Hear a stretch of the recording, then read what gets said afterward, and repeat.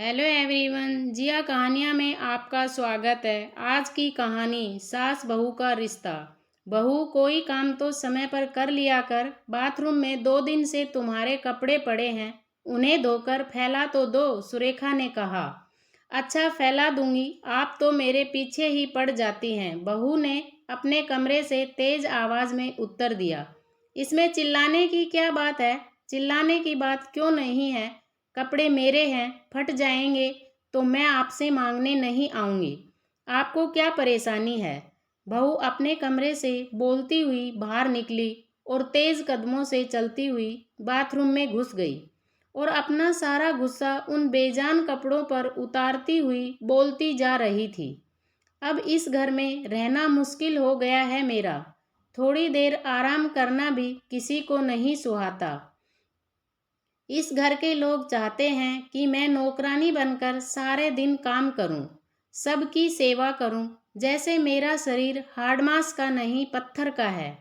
अपने इकलौते बेटे अंकित के लिए सुरेखा ने बहुत सी लड़कियों को देखने के बाद नेहा को पसंद किया था।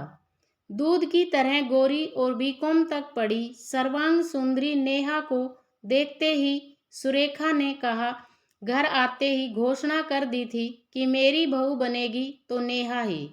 इस तरह सुरेखा ने 2 साल पहले अपने बेटे का विवाह नेहा से कर दिया था। नेहा अपने पूरे परिवार की लाडली थी, विशेषकर अपनी माँ की, इसलिए वो थोड़ी जिद्दी, अहंकारी और स्वार्थी थी। उसके घर में उसकी माँ का ही शासन था। बचपन से ही नेहा को माँ ने यही पाठ पढ़ाया था कि ससुराल जाने के बाद जितनी जल्दी हो सके अपना अलग घर बना ले। संयुक्त परिवार में रहेगी तो सास ससुर की सेवा करनी पड़ेगी। वैसे तो सुरेखा के परिवार में भी किसी चीज़ की कमी नहीं थी, पर नेहा के परिवार के मुकाबले उनकी स्थिति कुछ कमज़ोर थी। सुरेखा के पति रमेश एक कंपनी में अकाउंटेंट थे। वेतन कम था, पर इस कम वेतन में उनकी पत्नी सुरेखा अपने घर को बड़े ही सलीके से चला रही थी। साथ ही अपने इकलौते बेटे अंकित को भी उन्होंने अच्छी शिक्षा दिलवाई थी।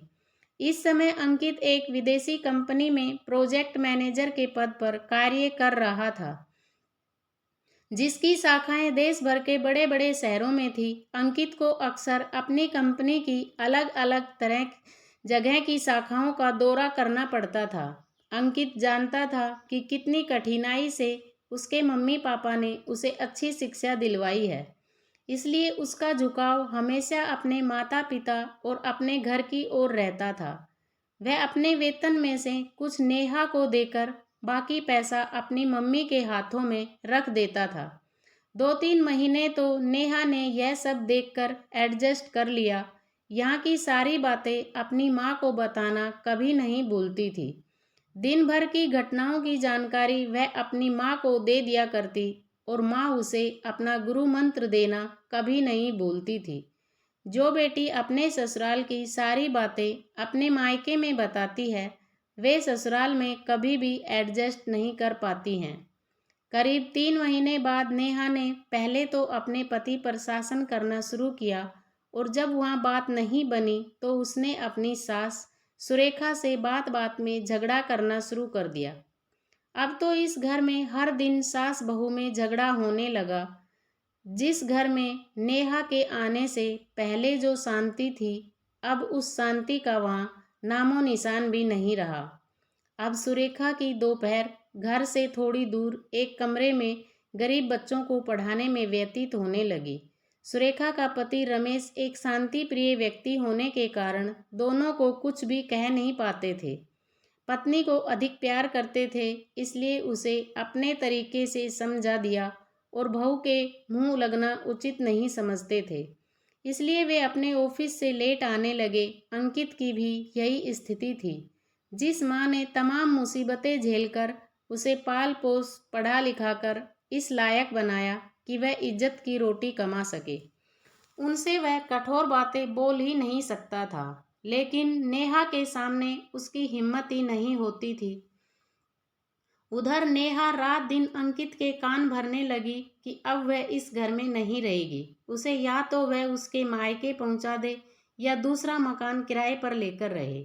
शाम को जब अंकित ऑफिस से आया तो सीधे अपने कमरे में गया। कमरे में नेहा बाल बिखेरे अस्त व्यस्त कपड़ों में गुस्से में बैठी थी। अंकित ने उससे पूछा, आज क्या हुआ, इस तरह क्यों बैठी हो? आज फिर माँ से झगड़ा हुआ क्या? और क्या तुम्हारी माँ मुझसे प्यार से बात करती है? शेरनी की तरह गुर्राते हुए नेहा ने कहा, और उसकी आंखों से आंसू बहने लगे। इसी के साथ दोपहर का सारा वृतांत नेहा ने नमक मिर्च लगाकर बता दिया। पुरुष सब सहन कर सकता है, पर स्त्री के आंसू वह सहन नहीं कर सकता। अंकित ने फौरन अपना निर्णय सुना दिया कि वह कल ही इस घर को छोड़ देगा। यह बात सुनते ही नेहा के आंसू कपूर की भांति उड़ गए। सुबह जल्दी उठकर अंकित घर से निकल गया और करीब 2 घंटे बाद घर आकर माँ से बोला कि मैंने अलग मकान देख लिया है और नेहा के साथ दूसरे मकान में जा रहा हूँ। माँ ने कहा, अपने पापा को आ जाने दो, उनसे बात करके चले जाना। नहीं माँ, अब मैं किसी का इंतजार नहीं कर सकता। हर दिन की कलह से अच्छा है अलग रहना। कम से कम शांति तो रहेगी। ठीक है, मैं तुम्हें रोकूंगी नहीं, क्योंकि अब तुम बच्चे नहीं रहे। जैसा तुम्हें ठीक लगे करो। तुम्हें जिस सामान की ज़रूरत हो ले जा सकते हो, और वैसे भी यह सब कुछ तुम्हारा ही है। कांपती हुई आवाज़ में अंकित से कहकर सुरेखा ड्राइंग रूम में जाकर बैठ गई।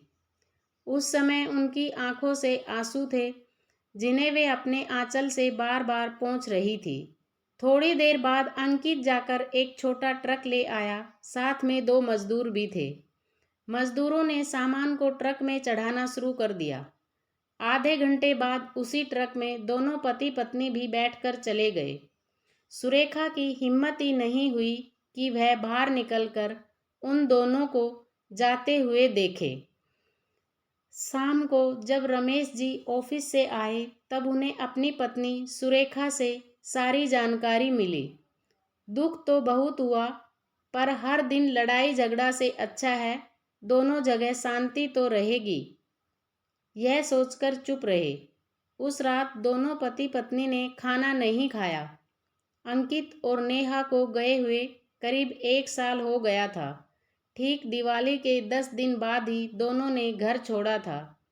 दिवाली का त्योहार आया तो हर घर में धूमधाम से तैयारी शुरू हो गई। घरों में दीप जलाए जा रहे थे, पर सुरेखा और रमेश दोनों उदास बैठे अतीत की यादों में खोए रहे। उनमें त्योहार को लेकर ना कोई उत्साह था, ना कोई उमंग। शाम को सुरेखा केवल एक दीपक जलाकर आंगन में रख आई।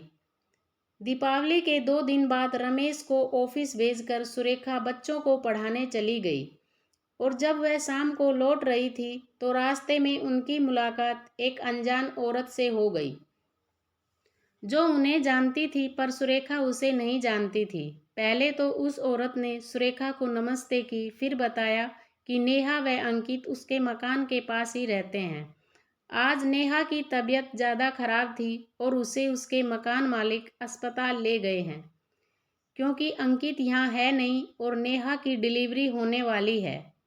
सुरेखा ने जब उस औरत से यह पूछा कि नेहा के मकान मालिक उसे लेकर किस अस्पताल में गए हैं, तो उसने नर्सिंग होम का नाम बता दिया। सुरेखा जल्दी से घर आई और एक थैली में कुछ ज़रूरी सामान रखा, अलमारी से पैसा लिया और घर को ताला लगाकर ऑटो से नर्सिंग होम चली गई। वहां जाकर जब नेहा के बारे में पता किया तो पता चला कि बच्चा नॉर्मल नहीं हो सकता, इसलिए डॉक्टर नेहा को ऑपरेशन थिएटर में ले गए हैं।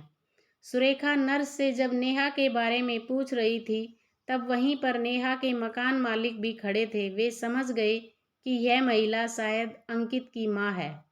सुरेखा उस नर्स के साथ डॉक्टर के कमरे में चली गई। पहले तो डॉक्टर ने उनसे एक फॉर्म पर साइन करवाया और फिर ऑपरेशन के लिए 20,000 जमा करने को कहा। डॉक्टर साहब, अभी तो आप 10,000 जमा कर लें, बाकी पैसा मैं अपने पति से फ़ोन करके मंगवा लेती हूँ। जब तक आप उसका ऑपरेशन करें, मुझे किसी भी हालत में जच्चा और बच्चा स्वस्थ चाहिए। डॉक्टर ने कहा, ज़्यादा घबराने की ज़रूरत नहीं है, सब ठीक होगा। हाँ, आप यह पैसा काउंटर पर जाकर जमा कर दें और रसीद ले लें। डॉक्टर के पास से आकर सुरेखा ने काउंटर पर जाकर पैसा जमा कर दिया और रसीद लेकर वहीं से रमेश जी को फ़ोन करके सारी बातें बता दी। साथ ही यह भी कह दिया कि जल्दी से 15,000 लेकर नर्सिंग होम में आ जाएं। करीब 1.5 घंटे बाद रमेश जी वहां पर पैसा लेकर पहुंच गए, लेकिन नेहा के मम्मी पापा अभी तक नहीं आए थे। रमेश जी ऑपरेशन रूम के पास एक बेंच पर सुरेखा के पास बैठकर इंतजार करने लगे। थोड़ी देर बाद एक नर्स सुरेखा के पास आकर पूछने लगी कि नेहा के साथ कौन आया है। सुरेखा ने कहा, मैं हूँ। बधाई हो, लड़की हुई है, नर्स ने कहा। बच्ची और उसकी माँ दोनों स्वस्थ हैं। फिर थोड़ी देर बाद एक नर्स ने लड़की को लाकर सुरेखा को दिखाया, जिसे बड़े प्यार से उन्होंने पहले तो देखा, फिर उसका माथा चूम अपने पति से कुछ इशारा किया। रमेश जी ने 500 का नोट निकाला और नर्स को देते हुए कहा कि यह मेरी तरफ से आप सब लोगों को मिठाई खाने के लिए। थोड़ी देर बाद नेहा को एक स्ट्रेचर पर लिटाकर वार्ड में लाया गया। उस समय वह बेहोश थी। वार्ड में एक बिस्तर पर लिटाकर उसके पास पालने में बच्ची को भी लिटा दिया गया। सुरेखा वहीं बेंच पर बैठकर कभी बच्ची को तो कभी नेहा को देखती रही और पति को घर भेज दिया। करीब 2 घंटे बाद नेहा को होश आया। उसने आंखें खोली तो देखा उसकी सास सुरेखा उसके पास बैठी है और उसकी गोद में एक बच्चा है। लक्ष्मी आई है, ठीक तुम्हारी तरह। तुम भी शायद जब पैदा हुई होगी तो ऐसी ही होगी, सुरेखा ने मुस्कुराते हुए कहा और नेहा के माथे पर हाथ फेरने लगी। नेहा को बड़ा अच्छा लग रहा था। तभी उसके मकान मालिक भी वहां आ गए और बोले, नेहा, जब तुझे लेकर यहाँ आ रहा था तब मेरी पत्नी की तुम्हारी मम्मी से बातें हुई थी और उन्होंने कहा था कि वह जल्दी ही अस्पताल पहुंच रही है, पर अभी तक ना खुद आई और न ही तुम्हारे पापा आए हैं। शाम हो गई थी। अभी तक सुरेखा ने कुछ भी नहीं खाया था, बल्कि चाय तक भी नहीं पी थी। रात भर वह बेड के पास स्टूल पर बैठी कभी नेहा का सिर दबाती तो कभी बच्ची के रोने पर उसे उठाकर घुमाती। इस तरह जिम्मेदारी को पूरा करते उनकी सारी रात आंखों में कट गई। सुबह रमेश जी थर्मस में चाय लेकर आए और दोनों को कपों में डालकर चाय दी। फिर पत्नी की ओर देखते हुए कहा, तुम अब घर जाओ, मैं यहाँ बैठता हूँ। कल से तुमने खाना भी नहीं खाया है। घर जाओ और नेहा के लिए खिचड़ी बनाकर लेती आना। तब तक मैं यहाँ पर बैठता हूँ। आज मैंने ऑफिस से छुट्टी ले रखी है। सुरेखा दोनों को बहुत सी हिदायत देकर चली गई। रमेश जी वहीं बेंच पर बैठ गए। करीब 1 घंटे बाद कुछ सोचकर नेहा से उन्होंने कहा, बेटा, मैं जरा बाहर बैठता हूँ, कोई चीज़ चाहिए तो नर्स से कहलवा देना, और वार्ड से बाहर निकल गई। नेहा के बगल वाले बेड पर भी एक महिला को ऑपरेशन से बच्चा हुआ था। उसकी देखभाल के लिए उसकी माँ वहीं पर बैठी हुई थी। जब रमेश जी वार्ड से बाहर चले गए तब वह औरत अपनी जगह से उठकर नेहा के बेड के पास आ गई और पूछने लगी, तुम्हारे मम्मी पापा अच्छे स्वभाव के मालूम पड़ते हैं, खासकर तुम्हारी मम्मी तो बहुत ही अच्छी है, बेचारी रात भर तुम्हारी सेवा करती रही है। नेहा ने कहा, ये दोनों मेरे मम्मी पापा नहीं, सास ससुर हैं। क्या? वह औरत हैरानी से नेहा का मुंह देखने लगी। फिर उसने कहा, क्या दुनिया में ऐसी भी सास होती है जो कल से बिना खाए पिए अपनी बहू की सेवा कर रही है? बेटी, तुम बहुत खुश नसीब हो जो तुम्हें ऐसे सास ससुर मिले हैं।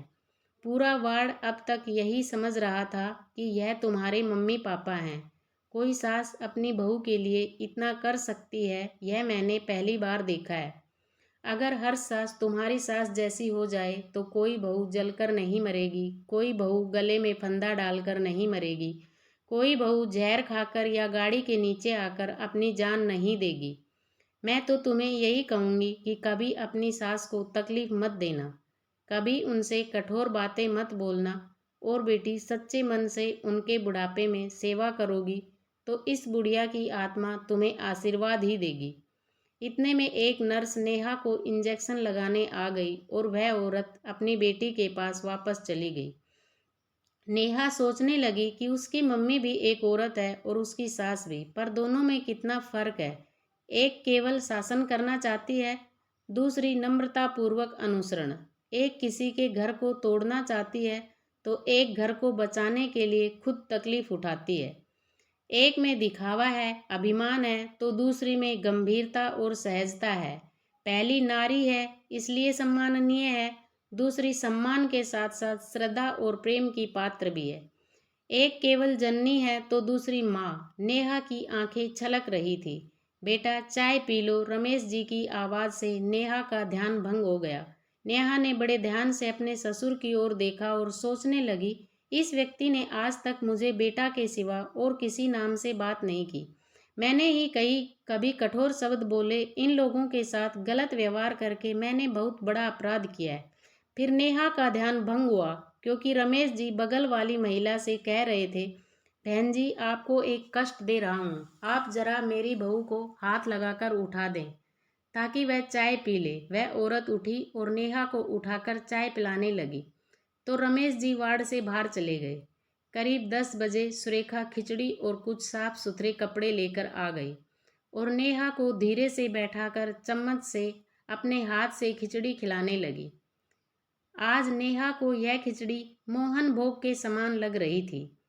शाम को करीब 4 बजे नेहा के पापा रमाशंकर और उसकी मम्मी कांता ने एक साथ वार्ड में प्रवेश किया। उस समय सास सुरेखा नेहा के बालों में कंघी कर रही थी।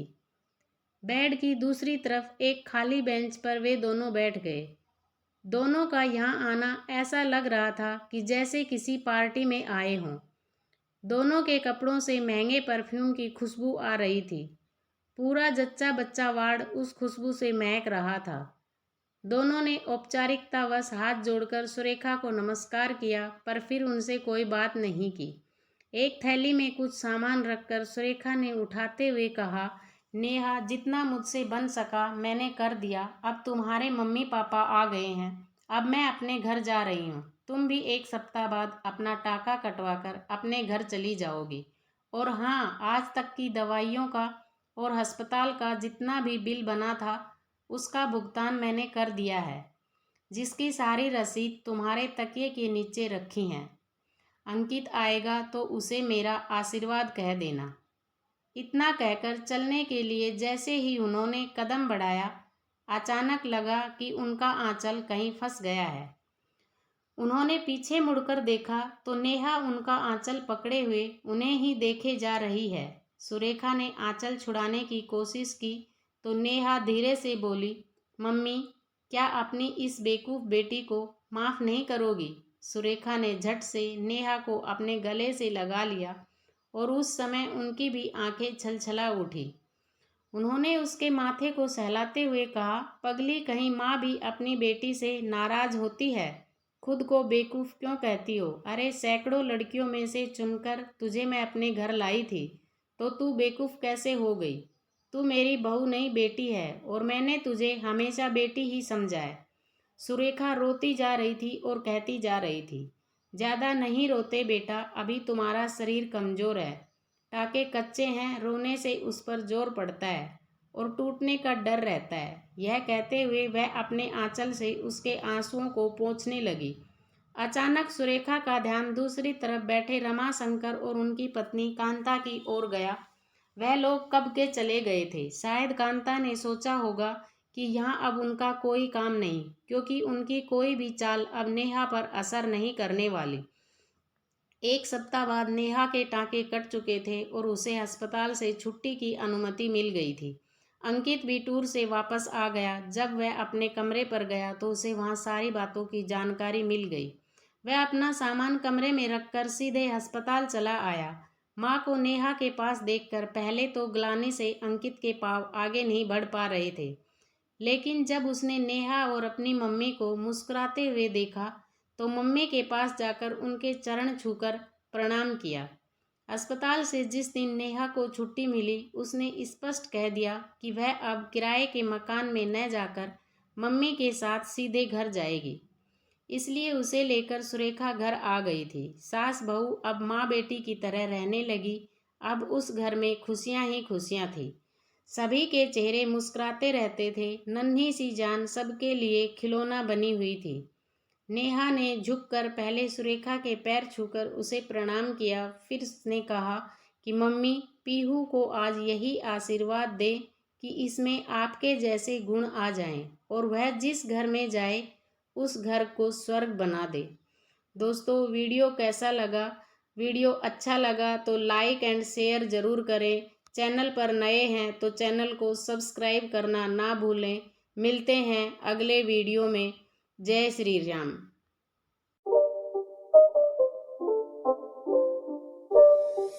It's not a game, it's a rich thing.